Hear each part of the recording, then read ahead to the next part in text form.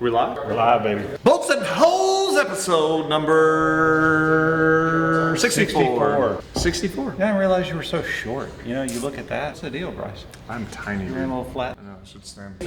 I hear that all the time. How tall are you? 6'2"? 6'4". No way, really? 6'3", maybe. I may be shrinking in my old age. You don't look 6'4". How does somebody 6'4" look? You look like you're, I don't know, maybe 6'1". I think. I don't know where I'm going with this. I was trying to think of a good joke, but I got nothing. I'm 5. I used to be 5'10". I think I'm 5'7" now. I think I'm shrinking. 5'10".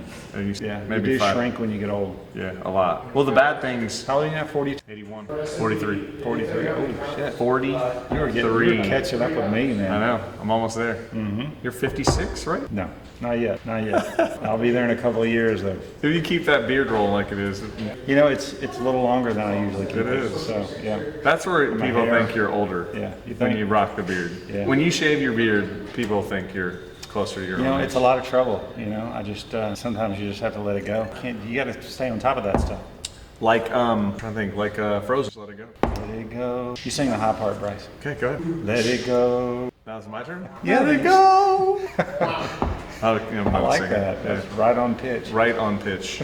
That's one thing people say about me. I'm right on pitch. Speaking of pitch, we got some parts in the shop. It's a parts day. We figured we'd do a parts day. Yeah. We could tell some fun stories. This has been an exciting day. How did it start out, Bryce? You know, we had a meeting, right? No, let's talk yesterday. Yeah, yesterday. We had a customer call us at 5 o'clock. Yeah, so we had to get some parts up to Detroit. Yeah, some manufactured parts, some metric parts you're not going to find anywhere. Some metric B7 hex bolts, I think they were. Yeah. So we had to get them up. It was 170 pounds. We had to get them up to Detroit today. Yeah, they're already late. We had a supplier kind of let us down a little bit, so we had to make up for that. So we put one of our trusty employees, Mr. Joshua Chavez. Shout out to Chavez. Chavi. Hey, well, let's cheers to the drinking. What you just sipping on? I am drinking a Dalmore, 12-year Dalmore. Really? I almost choked on my Blanton's there. I had it over there. And You're going. It's not bad. You're going Scotch. It's not bad. Yeah. Single malt Scotch. Single malt Scotch. Yeah. Oh boy. Dalmore is one of my more liked Scotches. This is a gift from a banker friend of mine. I won't say his name. Oh shit. Just because you got a banker friend. I don't know if he should be giving me bottles of whiskey. You have too many banker friends. He's a good friend. Yeah.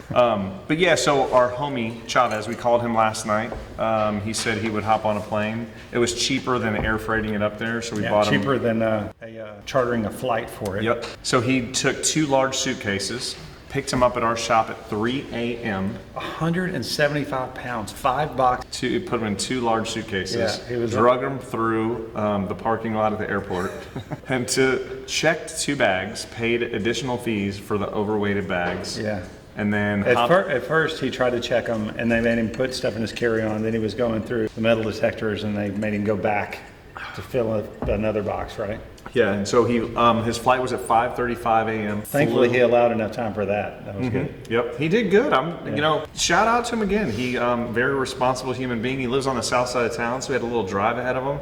He got here in plenty of time. You know, it all worked. I would have bet that was not going to work out as smoothly as it did. I give him credit. I give the kid credit. Yeah. So he got up to Detroit, Michigan at approximately 9:30 this morning, and hopped in an Uber with his big overweight suitcase and took him to a customer shop. So the customer was actually a plant he couldn't get into, so he was rerouted to a fab shop that was up there and dropped him off at the fab shop, who then took him over and then flew back home. And he's home now, driving to his house, probably to sleep. That's what Patriot Bolt does, right, Austin? Yes, sir. That's what we do, baby. Austin, you should come tell the story about that. Taking care of our customers. Taking care of customers. That's what we do. Is how we roll at Patriot Bolt. And then we come to work and we hop in a meeting, short little meeting, and then Kris and I have been slaving away outside. Yeah, we've been expecting Chavez any moment now. He should be coming back, right? Yeah, Chavez is coming back. He's got a bunch of orders to enter. But yeah, so we've been managing inventory today, throwing a bunch of stuff away. Yeah, Bryce and I have been going through, inventory's a little bit out of hand. So we've got a lot of stuff that we don't want and we just keep and hoard, and we're cleaning it up. Yeah, it's much needed. You know, and sometimes it's painful to throw good parts away, but sometimes you have to rationalize what you keep and what you get rid of. Yep, just dump it. And, you know, I think we filled a 55-gallon drum of stainless steel. Stainless steel. Finished parts too, sockets, studs, nuts, hex bolts. Yeah, there's probably people out there that sell standard commodity stuff that Are vomiting all over themselves. A heart attack with what we've thrown away, but it's just not what we do. It's not what we do, and there's no good way to get rid of it either. It's either you could go through it and inventory everything and count it all out and segregate it and put it on a pallet and let people come buy it at a discounted price, but at that point it's just more work than dumping it and getting 30 cents a pound in stainless scrap value. Yeah. You know? So yeah, it's a little painful, but we'll be better on the other side. You're looking a little red today after all that sun sitting outside. No, you were the one I know. crying out I there. feel my head. I was fine. I wanted to keep going. I was ready to keep going. We can go out there right now. Let's right go. after this. No, don't let them lie Take to our you. whiskey, go out there. Chris is all hobbling around like, I can't do it. It was hot. It No, was very hot. no, I'm old, but I'm like a bull. I keep working. A mule. Maybe I should Old say like mule. a bull. Yes, strong like a bull. Strong like a bull. But you're old like a bull. Work like a mule. I'm gonna go with that. Yeah, good one. Should we get into parts? Let's get into parts. So I actually went around and grabbed some parts today. You did. Okay, let's go. You got some stuff too? No, I got his big brother, Okay. and then I got another cool part that I thought was in. Okay, let's start out with, this is a cool one. This may look like an unsuspecting hex bolt, and I got them actually pre-machined with the So hex. that's the same part. So this is coming out of round bar, yep. Is it really? And then we've milled the hex. We've taken that round How about that? and we've milled. Let me see if I can get it to, come on baby. No, you gotta do it on the back side of it, Bryce. You can't stand in front of the camera. There you go. Whatever, man. There you go. So there's the round part. Started out with round bar. We've machined the body, the shank, and done the threads. And then this is the finished hex. But if you look closely there, you can see There a it is. hole There it is. You that's see right drilled through it. all the way down the length It's of like a that peeping stud. Tom hole. So you see that, that is, I think it was 109 109, wasn't it? thousandths, yeah. Yeah. Is the diameter of that hole. And then you're gonna have a larger hole. It's not drilled yet, so I took it a little early, but a little larger hole that'll sink down about 1/4 inch. So what is that, like on the 3/4? head. I'm gonna say 3/4 tin. I think that's what Yeah, I saw. in 3/4 there. tin. Yeah. Probably about So- 4 inches long. Cool part, I mean, B7? I guess in some world you could have found a stock hex bolt and drilled it and Maybe. modified it, but we machined it off from round bar. What is it, B7 or stainless? You know, honestly, I did not notice, Bryce. Think B7? I'm gonna say B. No, that looks a little more exotic. That looks more stainless. Hey, who knows what we're drilling a hex bolt? What's the material on a hex bolt? We're drilling a hole all the way through a hex bolt. Everyone's on the phone. No one's paying attention. I'd say it's B7 because it's machined like B7. Look at that. That is stainless. I know. I think they promise turned you. that. But still, that's the sheen on that. It's gonna be stainless. Just Do you know what this is, Danny? What material it is? Where we drilled it all the way through? 109 thousandths hole all the way through? hex bolt with the drill hole? 6150. 6150. Couldn't find my word that weird material.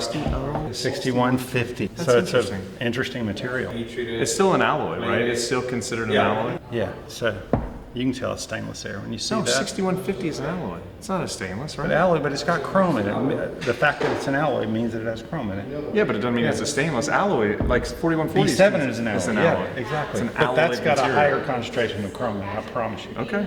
Promise you. Yeah. We argue about something every week. But I'm always right. That's the thing. You always put it when you're right. You flash this thing. And whenever you're wrong, it's like you delete that from the podcast. Did you see the little name, the captions I put there? Hot Ride, Yeah. and then I put Stud Master, and then you were Little Acorn. I'm used to it. You never said it. You never said anything about it. Well, I expect this stuff now. I expect this to happen. Oh, I love it. Okay, next part. Let's do this one right here. So what are you going to call that, Bryce? It's a double-ended stud. It's a double-ended stud. With some relief cuts, I But think. Relief cut. Would you call that a wasted section right there? Yeah, I Since think it goes yeah, I down think to the minor diameter. You would consider that a wasted stud, and then I would also probably it's like a shoulder, a shouldered double-end stud with Yeah. right? Yeah. Because that shoulder's got to be for vibration purposes. Like I'm assuming that's probably a pretty tight tolerance on the shoulder. you Lovely think? part. It might be, but you're just machining it down to the diameter. So generally, when No, you're that's not. Is that the diameter? the minor I don't diameter. Think it is. To this one? This. I'm talking this shoulder. Oh, okay. That looks bigger than the threads. yes, but that's designed so that you screw that in the bottom of the hole and it sits. sits there. So it's going into a blind hole. My fingernails are all dirty from doing They the work are today. filthy, man. Take a shower. Take a bath. Hey man, we're working over here. We're working. You're too busy twerking. So cool part, right? B7? Awesome. It's going to be B7, yes sir. B7. Yes, sir. B7. Yeah. Let's do these next. Grab these. Awesome. So I don't think we machine these from bar. No, they're definitely forged. Yeah. So this is an example of us taking an existing part and modifying it. How do we do that? Danny, how do we do this one? These little lock nuts. Did you buy them and we just modify it? Because that's a forged nut. Definitely. So And then we lock bought a them. hex nut. We just split them. We've machined this down on the top. Oh, we made them from hex bar. That's That right. makes Yeah. sense. Yeah. This is like 800 pieces, right? Yeah. So I remember. we bought the hex bar. We've cut it down. We've machined that section there. It's a sexy part. What's the material? Thick as our steel, so I got a heat treated too. Yeah. So it's got to be heat treated. Sexy parts, man. But yeah, we'll machine those slots on the outside, and then that's going to be a locking mechanism to turn it into a lock. So we'll crimp these as well, right? We'll crimp them on the top. More nail. We can have some more nail. Lock nuts? Yeah. So we'll crimp these on the top too to cause some interference there. So we cut those relief sections in there. We'll crimp this at the top. So it creates a locking mechanism. Yeah, that'll create an interference, so it's smaller diameter there. So when you screw it down, it'll have some load retention. I gotta give you credit, man. You handle those nuts very well. You like that? You like the smaller nuts just like fit in your hand so nicely. So let's talk about this one next. What are you laughing at, Jamie?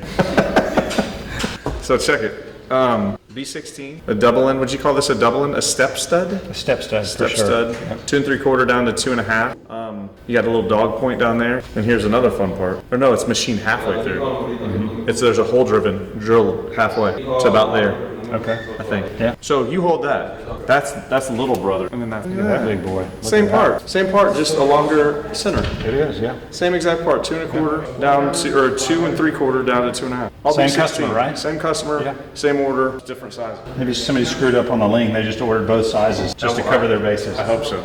So I'll be 16. It's bad. I mean, those are just fun to make. Right? What makes B16 so unique, Bryce? It's got a little added vanadium. You're correct. He thinks he's so funny. I'm surprised he didn't grab any What are you bushings. talking about? I'm not trying to be funny. I wanted to clarify for the audience. This is a fun part. So check this. Okay, this is cool. Customer sent this to us. They snapped it.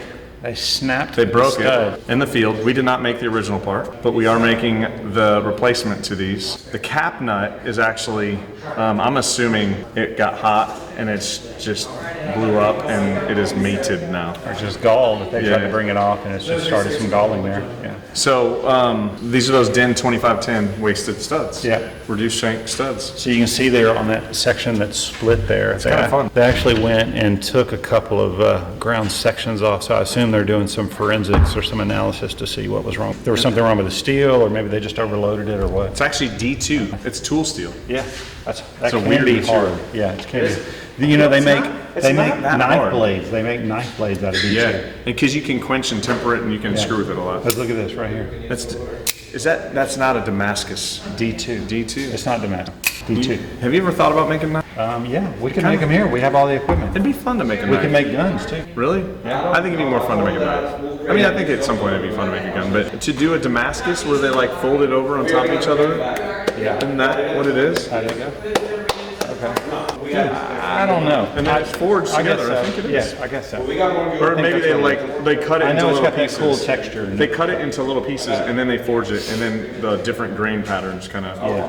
It's very expensive too. Yeah, it's badass. That used to be my favorite show, Forged in Fire. Really? Yeah, I'll geek out. You know, so we were. It was one of them. Like, if I was to go home, I'm turning that on. I mean, if you have that or Naked and Afraid, what would you go? Oh, Forged in Fire. Forged in Fire. Naked and Afraid is such a bad show. It doesn't make any sense. There's so many different versions of it though. Well, who the fuck is going out in the wild naked? Like, it doesn't make any sense. Those people do. It doesn't make any sense because they're getting paid like $1,000. So what would it take for you to do that? How much money? Oh man. You know, I just think there's something where there's just not enough money. I don't know. If you threw me at probably $100K, I'd get naked and go. Yeah, I think there was probably a time in my life where I would have done it. Here, nah, I'm good. I'm good. That's when you know you have too much money in your bank account. Yeah, no, I just don't think so. You know, I'm just not going to trade that experience. I don't know. It'd be kind of fun though, just to get I think naked. if you're in a point of your life where you're trying to build your character and your constitution and there's your your kids charisma, crawling up your all that. balls and. I know. Oh, Yeah, That's when. I'm not doing that. Yeah, no How way. much money would it take for you? To I think do it? 100K. 28 days. 100K. 28 days in the Alaskan wilderness. Maybe a little more.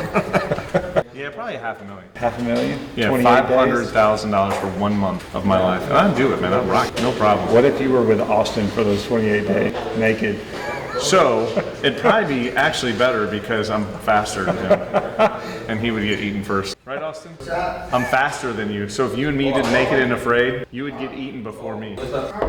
If you and Bryce were partners in the Alaskan wilderness, naked and afraid, 28 days, you're both naked, you're wearing loincloths, you've got, all you have is a roll of duct tape and 6 3/4 tin hex bolts. Austin would tap out in the first 2 hours because there's not enough to eat. I'm hungry. I need a monster. So we were supposed to have a cool episode today.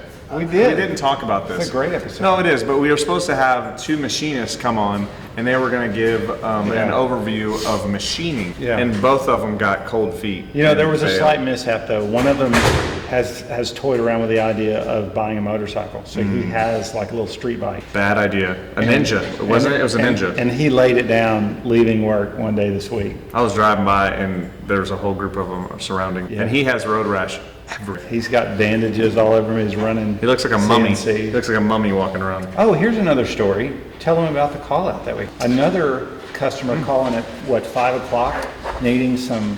Yeah, so this was a customer that actually called at the beginning of the day, and then there's just some kind of, I think they were screwing around with the plant, and then at 4:50, I think they called and said they needed some adapters. Cam RTJ adapter. So raised face to RTJ adapter. So a ring joint with obviously a ring joint on one side, the other side is a flat side that is parted off and then machined into a cam profile faced, and then the 23-degree flats are machined into a Cammed cam as profile well. and then faced with graphite. So they inquired about this APX2. that morning, and then we told them we could do it. And then noontime, the customer thinks that they've sent us the email to go ahead. They never did. And so they called at 4:50 saying, hey, how's it going? And we hadn't started. So we had to scramble around and make some magic happen. And what time did you guys get done? Chris actually stayed and glued the graphite on. We left about midnight, so we made those gaps. Parts got to the plant about 4 o'clock in the morning. I mean, taking adapters that weren't in stock, machining them, facing, and getting them out the door, meeting a hotshot driver at midnight. 4 pieces. Yeah.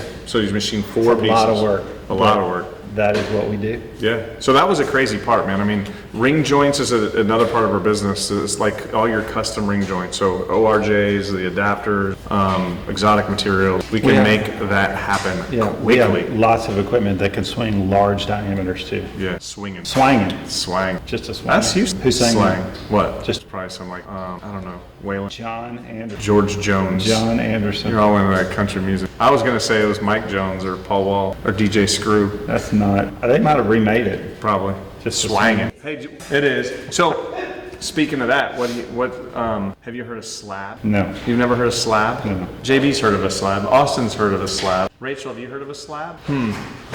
Uh-oh. Sounds like we're going to have to edit some of this. No, I don't think so. No? Well, if you don't know, it's not that much fun. It's just a Houston thing. Okay, Austin knows what it is. Austin, what does it stand for? What does slab stand for? JB, do you know what slab stands for? Sitting low, on, sitting low, something. On. Slow, low, and bang. So loud. So loud and bang. I thought it was slow, low, and So loud and bang. So low is awesome. okay. Yeah, I feel like we're digressing. On that note. Episode number 64 64 in the books. in the books. Thanks for joining. Like, comment, share. See y'all next week. Have a good weekend. See ya. Peace out.